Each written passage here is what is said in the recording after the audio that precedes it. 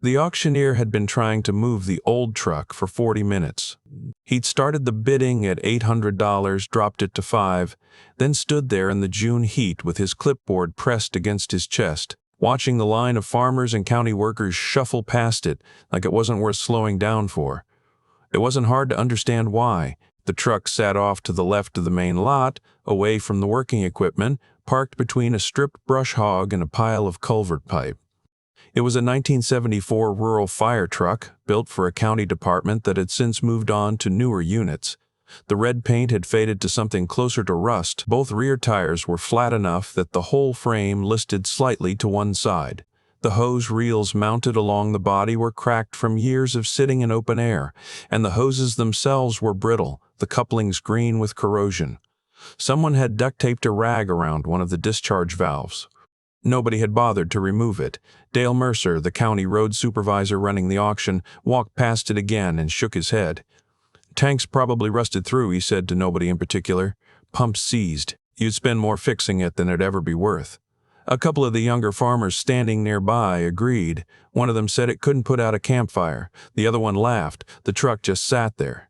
Then Ruth Keller raised her hand. She was standing near the back of the small crowd, wearing a faded canvas work shirt and a hat she'd owned for the better part of a decade.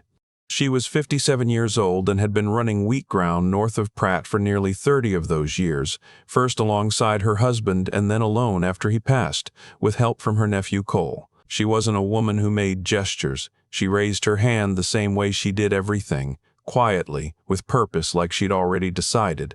200, she said. Dale Mercer looked at her for a moment. Then he looked at the truck.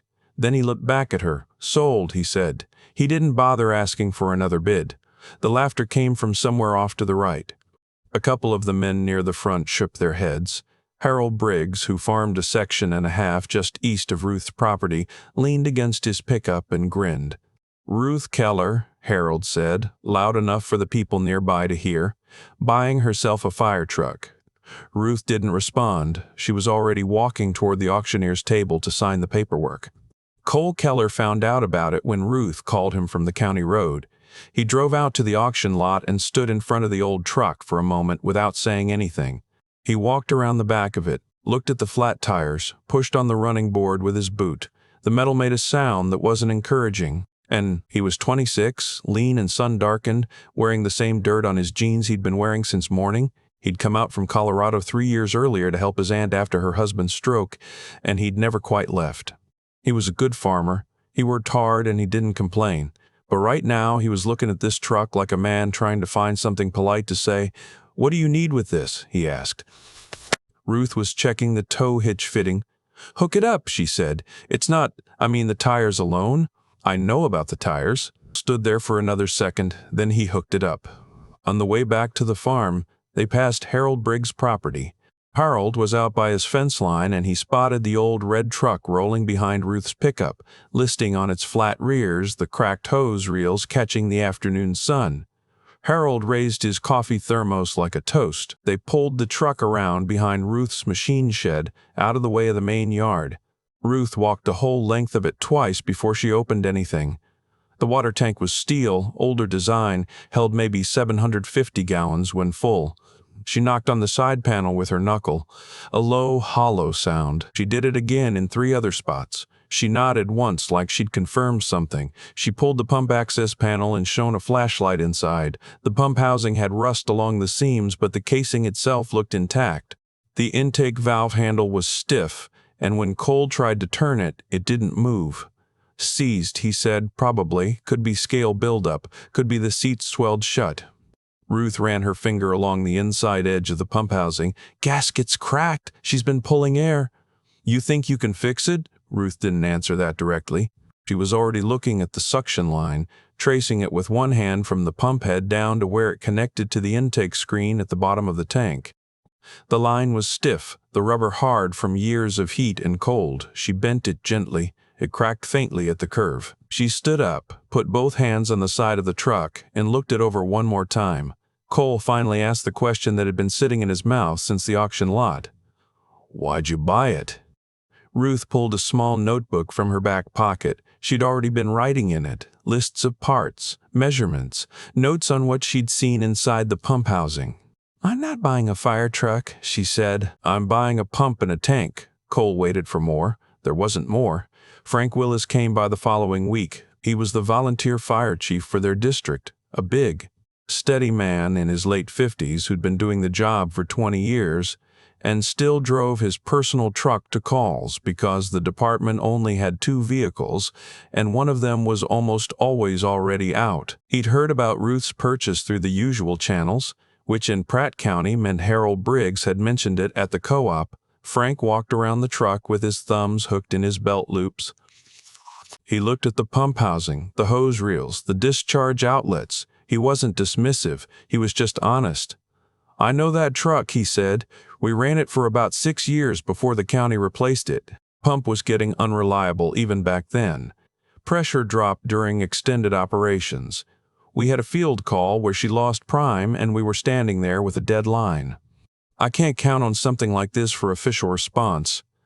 "I know," Ruth said. Frank looked at her. "Then what are you planning to do with it? Keep it here?" Frank waited.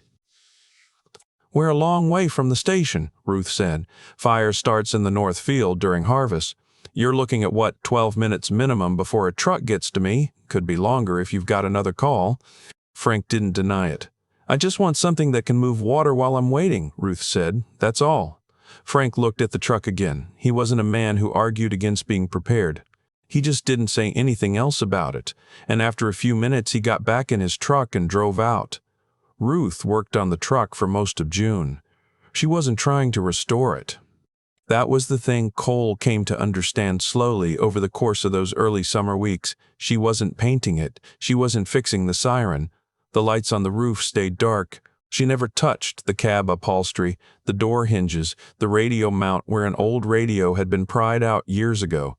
She didn't care about any of it. What she cared about was the pump, the tank, the hose couplings, the pressure gauge, the suction line. Cole brought her a new intake screen from a farm supply catalog. She soaked the seized valve assembly in penetrating oil for 3 days and worked it loose a quarter turn at a time, morning and evening, the way you'd work a rusted fence post without forcing it. Just steady pressure over time. She replaced the cracked gasket with one she ordered from a pump supply company downstate. He patched 2 slow seams on the tank with steel epoxy and let it cure for a week before she'd trust it with water. The hose fittings she went through one by one. Some she could reseal.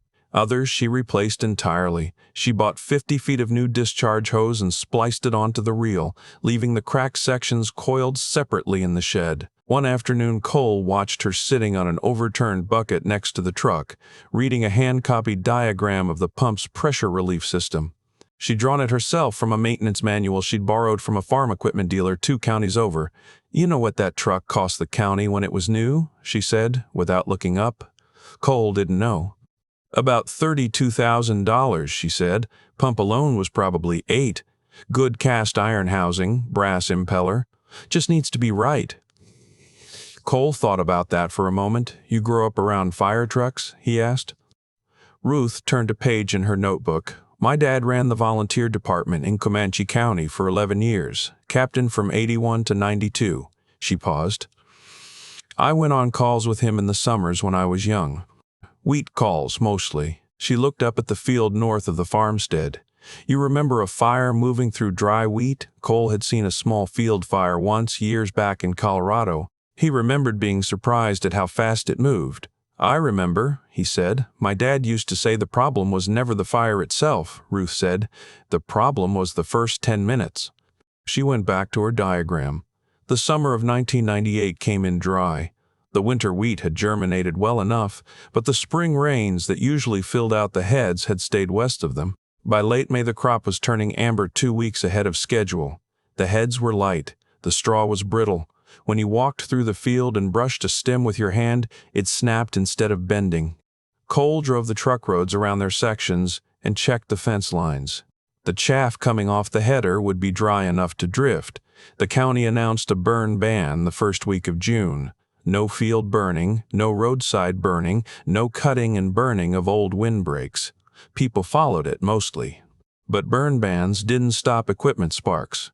They didn't stop a seized combine bearing from heating up to the point where it threw a shower of metal and friction heat into a row of cut straw. Frank Willis put out a notice to all the farms in the district. Keep your fire discs ready. Know where your nearest water source is. If you see smoke, call before you see flame. Harold Briggs read the notice and kept right on with his pre-harvest field work. He'd been farming this ground for 30 years. He knew dry conditions. He wasn't worried. Ruth, meanwhile, filled the truck's tank.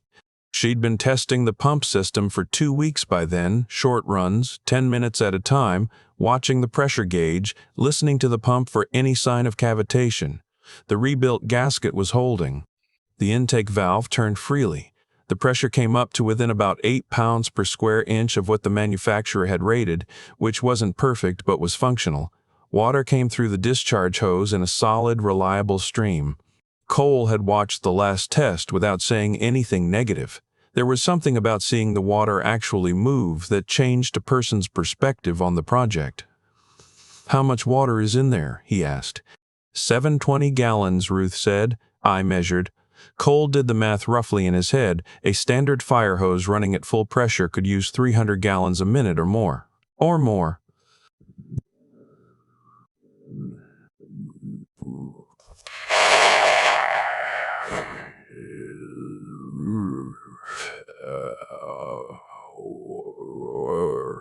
Ballooning at full pressure could use 300 gallons a minute or more.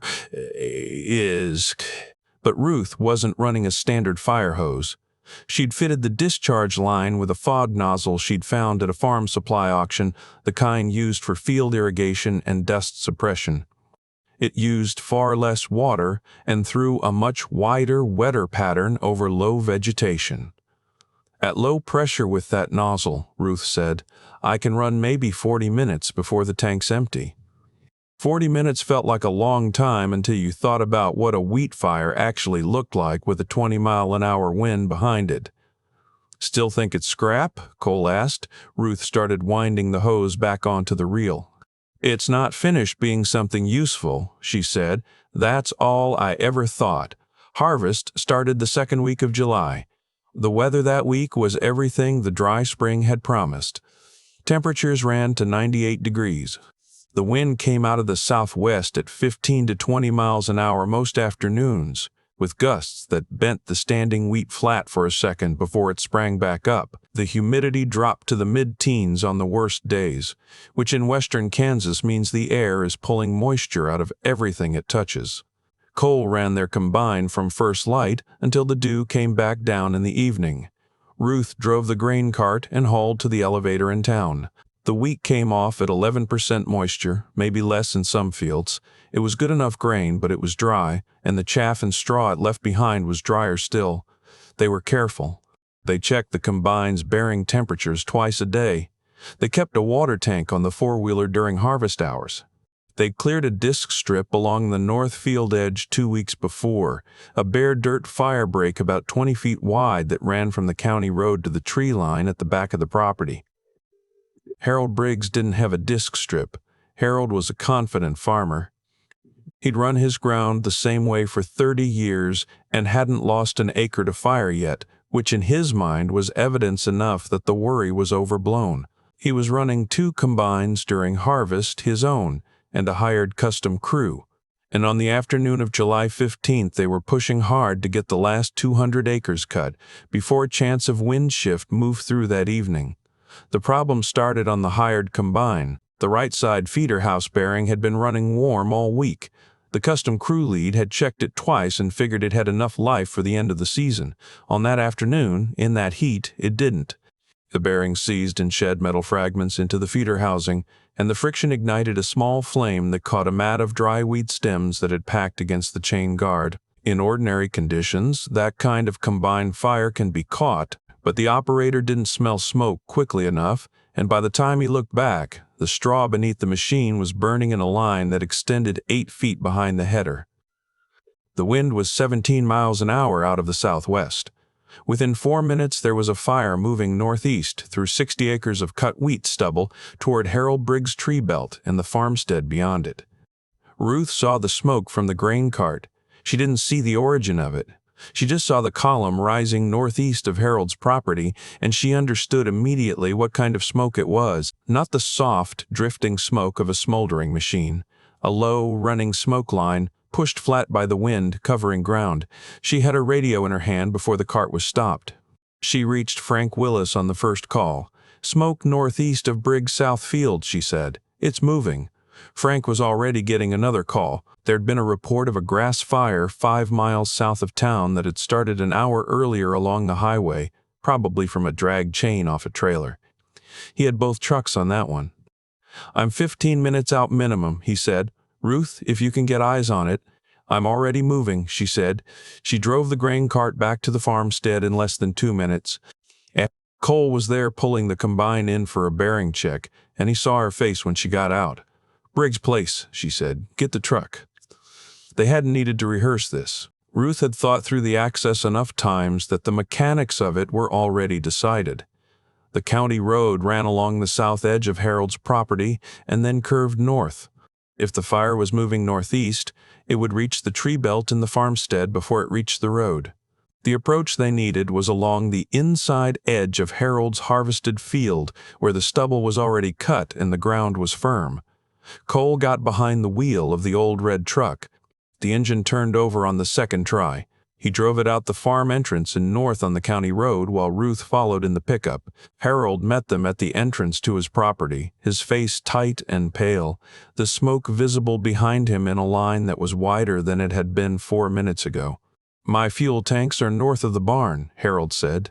"If that fire gets to the tree belt—" "I know," Ruth said. "Stay out of our way." Cole drove the fire truck through Harold's field entrance and across the cut stubble toward the north end of the property. The truck moved slowly on its reconditioned tires, rocking over the uneven ground. Ruth was on foot beside the tree belt at the north edge of the field by the time Cole had the truck positioned. The fire line was maybe 300 yards south of them and moving. It wasn't a towering wall of flame. That's not what wheat stubble fires look like, not at the beginning. It was a low, fast-moving run of orange and dark smoke, maybe 2 feet high at the leading edge, pushed flat by the wind, jumping over bare spots and catching the dried grass along the fence line with a quick, decisive burn. It was moving faster than a walking pace. Ruth had the discharge hose off the reel before Cole had the pump engaged. She worked down the fence line toward the barn side of the property, dragging the hose in a wide arc, wetting down the dry grass in the tree belt understory, soaking the base of the fence posts, putting water on the ground between the advancing fire and the fuel tank compound behind Harold's barn. The pump pressure was steady. The fog nozzle spread the water wide and low. It wasn't dramatic. It was methodical. She moved down the line and she wet the ground ahead of the fire and she watched the wind. Cole ran the pump controls and watched the pressure gauge, 8.5 psi, holding. The fire reached the fence line 200 yards south of where Ruth was working, and it hit the wet grass at the base of the posts, and it slowed. Not stopped, slowed. It found a dry patch further along and moved around it. Ruth moved with it. She was not trying to put the fire out. She was trying to keep it away from Harold's propane tanks and the equipment barn behind them, and to narrow the front before Frank's trucks arrived. "Pressure dropping," Cole called. Ruth didn't look back. "How much?" "Down to 65. We're okay. Keep it running." Harold was standing at the edge of the field behind them, watching. He'd gotten on the phone with his wife to move their vehicles away from the barn, and now he was just watching Ruth work the hose line, watching the old red truck sitting in his field with its pump running, watching the water arc out in wide, sweeping passes across the base of the tree belt. He didn't say anything. Frank Willis arrived with both trucks 14 minutes after Ruth's first radio call. By then, the fire had crossed Harold's south fence line and burned out on the disc strip Ruth had kept recommending Harold plow and Harold had never gotten around to. The disc strip didn't exist on Harold's ground. What stopped it there was partly luck, a bare patch where Harold's harvested ground met a fallow stretch, and partly the fact that the fire front had already been narrowed. Frank's crew came in from the county road and hit the remaining fire edges with 2 lines and had it knocked down in under 20 minutes. Frank walked back to where Ruth had the discharge hose rewound on the reel. The old red truck was sitting in the middle of Harold's field, its tank low, the pump cooling down. The paint was no less faded than it had ever been. The siren still didn't work. The cab still smelled like 40 years of dust and old rubber. Frank stood there looking at it. "How much water you have left?" he asked. "About 200 gallons, Ruth said, give or take." Frank nodded slowly. He looked north toward Harold's barn and the propane tanks that were standing undamaged on the other side of it. Then he looked at the wet line along the base of the tree belt where Ruth had worked the hose. "That margin between the fire and Harold's fuel compound," he said, "that was maybe 50 yards. 45, Ruth said. "If you hadn't had water here when it arrived." Ruth was wiping down the hose fittings with a shop rag. She didn't look up. "Fire doesn't wait for the best equipment," she said. "It only cares who is ready." Frank didn't answer that. He just looked at the truck one more time. Harold Briggs came over to the farm 3 days later. He came in the evening, which was unusual. He parked his truck in the yard and walked over to where Ruth was checking the pump housing in the shed. The truck was parked inside, the tank refilled, the hose recoiled. Cole was at the workbench doing something with a bearing puller and didn't look up right away.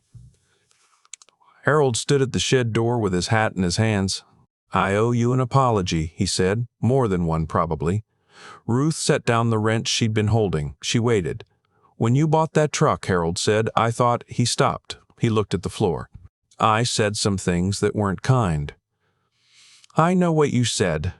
"Well," Harold turned his hat over in his hands. "I'm sorry." Ruth looked at him for a moment. There was nothing sharp in her expression. She wasn't a woman who held grudges the way some people did, turning them over and over like a stone they couldn't put down. She'd spent too many years doing actual work for that. "Disc strip along your north field edge," she said, "before next harvest." Harold nodded. "I'll have it done by April." He left. Cole watched the truck pull out of the yard and then turned back to what he was doing. "That's all?" Cole asked. "What else would there be?" Ruth said. Frank Willis added the old red truck to a document he kept in his desk at the volunteer station. It wasn't an official policy. The county didn't have a formal rural backup program for private fire equipment. But Frank had started writing down which farms in the district had working water capacity, pump systems, stock ponds with accessible approaches, pressurized irrigation lines that could be tapped. It was informal. It was just something Frank had started doing after July. Ruth Keller's property was at the top of the list. He drove out in September, before the summer heat finally broke, and sat at her kitchen table with a hand-drawn map of the district and a notepad. "I want to know what else is out here," he said. "Not just yours. What other farmers have capacity that I'm not thinking about?" Ruth pulled out her own notebook. She had 3 names already written down. Frank looked at the list and shook his head slowly, not in dismissal. In the way a man does when he realizes he's been missing something that was sitting right in front of him. "How long have you been thinking about this?" he asked. Ruth poured him coffee. "Since I was about 12 years old," she said. "My dad took me on a wheat fire call in August. We were the second truck there, and the first truck had already used everything they had, and the fire was still moving." She sat down across from him. "The family lost the barn and 2 grain bins before the next truck got there from town." She wrapped both hands around her coffee cup. "Wasn't a thing wrong with the firefighters. They just didn't have water left." Frank listened to that. "He used to say the fire didn't beat them," Ruth said. "Running out of time did. Cole spent most of October doing the fall field work. Chisel plowing, fertilizer runs, a fence repair on the east pasture that he'd been putting off since spring. One afternoon he drove past the machine shed and saw the old red truck sitting just inside the open door, the way Ruth kept it positioned, close enough to the door to pull out quickly the tank full. The pump valve cracked open so the pressure could be checked from the outside without opening the housing. It didn't look like scrap anymore. It didn't look like much of anything, honestly. Faded red paint, flat-faced lettering along the door that still said the name of the county department that had owned it 24 years ago, tires that were sound but not new. An old thing that had been given a specific and useful purpose. Cole stopped the tractor and sat there for a minute looking at it. He thought about the auction lot in June. The truck listing on its flats, everyone walking past it. He thought about Harold Briggs raising his thermos like a joke. He thought about what the field had looked like in July, that low orange line moving through the stubble with the wind behind it, and the way Ruth had worked the hose down the tree belt, without hesitating, without drama, like she'd known exactly what she was going to do. He thought about the fact that she had known exactly what she was going to do. That was the part that stayed with him. Not the fire itself, not the drama of it. Just the fact that she had seen it coming, not the specific fire, not the specific afternoon, but the conditions that made it possible, and she had prepared for it the way a person prepares for something real, which is quietly in advance without waiting for permission or approval. He had helped fix the pump. He had helped patch the tank and run the new hose and test the pressure system. But he hadn't understood it. Not until he was standing in Harold Briggs' field watching the water arc out of that fog nozzle, while the fire was still 50 yards off. Preparedness wasn't fear. That was the thing he'd gotten wrong. He'd assumed that Ruth buying the truck and fixing it and filling it and keeping it ready was something that came from worry, from being the kind of person who couldn't let go of what might happen. But that wasn't it at all. It was the opposite of that.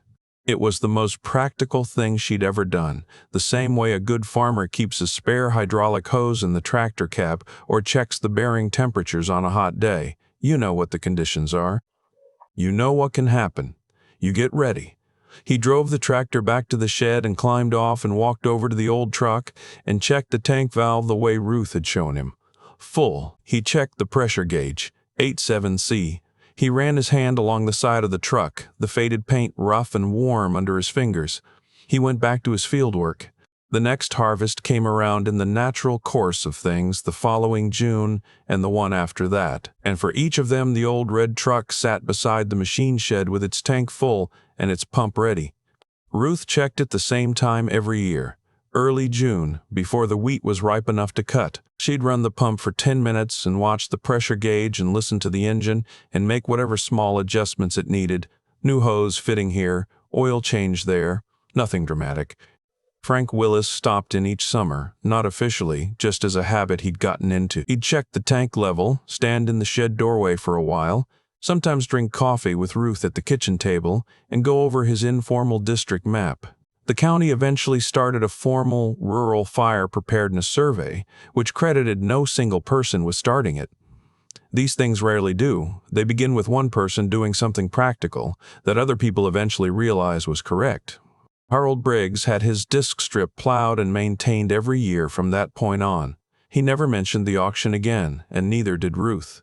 The old truck never became beautiful. It didn't need to be. What it needed to be was functional and ready and close enough to the field that when something moved fast in dry conditions with the wind up, there would be water where the water needed to be. It sat in the shed at the edge of the wheat ground with its faded paint and its working pump and its full tank, the way a sensible thing sits when it knows exactly what it's for, ready for the next harvest.